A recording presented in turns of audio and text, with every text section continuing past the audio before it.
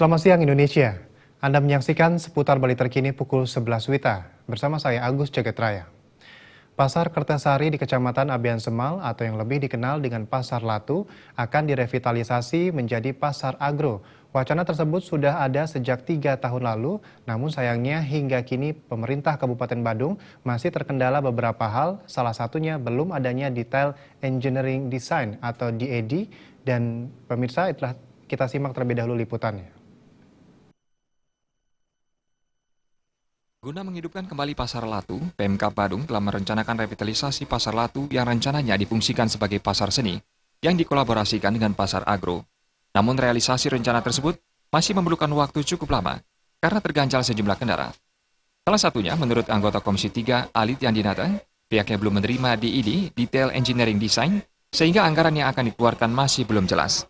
Itu kalau kita kan harus berbicara kajian dulu. Karena tidak mudah kita membuat sebuah program yang baru seperti itu tanpa kajian yang jelas. Karena kenapa kajiannya harus tepat, baik dan benar.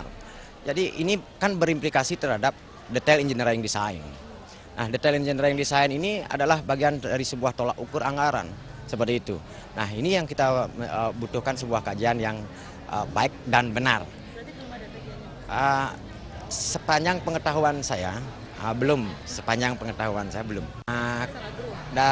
Statement Pak Bupati kita sejatinya sudah apresiasi. Cuman kan dari sisi teknis, butuh sebuah kajian. Seperti itu. Menurutnya, rencana Pemkab Badung untuk mengembalikan fungsi Pasar Latu yang kini kondisinya semakin memprihatinkan itu harus segera melakukan kajian menyeluruh untuk pengembangan pasar tersebut. Minimal menurut Alit harus jadi pasar yang berbeda dengan pasar yang ada di sekitarnya.